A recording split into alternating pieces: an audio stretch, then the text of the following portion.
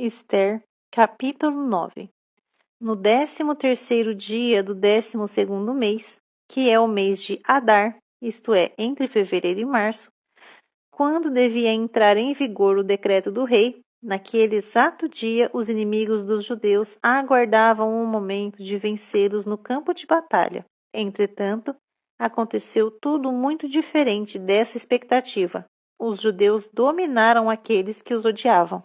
Os judeus se reuniram nas suas cidades e em todas as províncias do rei Assuero para erguer a mão contra aqueles que procuraram o seu aniquilamento. E ninguém conseguia resistir-lhes, pois o temor dos judeus havia caído sobre todos os povos. E todos os príncipes das províncias, os sátrapas, os governadores e os administradores dos negócios do rei cooperavam com os judeus, porquanto grande era o temor que alimentavam em relação a Mardoqueu. Mardoqueu exercia forte influência no palácio real. A sua fama se espalhou por todas as províncias e ele foi se tornando cada vez mais poderoso e respeitado.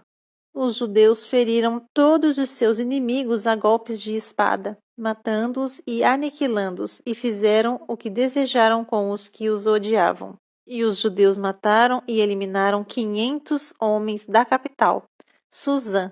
Também mataram Parsandata e Dafon, Aspata, Porata, Adalia, Aridata, Farmasta, Arisai, Aridai e Vaisata, os 10 filhos de Amã, filho de Amedata, o grande inimigo dos judeus, mas não colocaram a mão nos seus bens. Naquele mesmo dia, o total de mortos na cidadela de Suzã foi relatado ao rei, que informou a rainha Ester.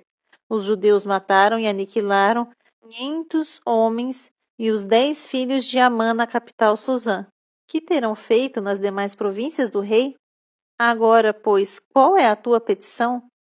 Pede-me e será igualmente atendida. Qual é o teu desejo? Dize-me e ele te será concedido. Então lhe declarou Ester: se for do agrado do rei que os judeus de Suzã tenham autorização para executar também amanhã o mesmo decreto real de hoje, para que os corpos dos 10 filhos de Amã sejam expostos a toda a gente pendurados na forca. O rei aqueceu e imediatamente deu ordens para que assim se procedesse. O decreto foi anunciado publicamente em Suzã, e os corpos dos 10 filhos de Amã foram pendurados na forca. Os judeus de Suzã ajuntaram-se no 14º dia do mês de Adar, e mataram 300 homens de Suzã, todavia não tocaram em seus bens. Entre mentes, os demais judeus que viviam nas províncias do império da mesma forma se reuniram para se proteger e se livrar dos inimigos. E exterminaram 75.000 homens dos que os odiavam, mas não se apossaram de qualquer dos bens dos seus inimigos. Todos esses fatos ocorreram no 13º dia do mês de Adar, e no 14º dia descansaram e fizeram dessa data um dia memorável de festa e júbilo. Os judeus da capital Suzã, contudo, tinham se reunido no 13º e no 14º dias, e no 15º descansaram e dele fizeram um dia memorável de banquete e muita alegria. Por esse motivo, os judeus que vivem em vilas e aldeias comemoram o 14º dia do mês de Adar como um dia de banquetes, honra e júbilo, um dia em que se envia porções de alimento e presentes uns aos outros. Mardoqueu registrou por escrito todos esses acontecimentos e enviou cartas a todos os judeus de todas as províncias do rei Assuero, tanto as mais próximas como as mais distantes em todo o reino, e ordenou-lhes que todos os anos lembrassem e guardassem o 14º e o 15º dias do mês de Adar, isto é, entre fevereiro e março. Quanto nesses dias os judeus livraram-se dos seus inimigos, e desse mês a sua humilhação e tristeza tornou-se em honra e júbilo, e o seu pranto num dia de festa. Escreveu-lhes recomendando que comemorassem aquelas datas memoráveis como dias de festa e felicidade, de troca de saudações e presentes e de ofertas aos pobres. E assim, os judeus passaram a observar a tradição e realizar aquela celebração conforme Mardoqueu lhes havia prescrito.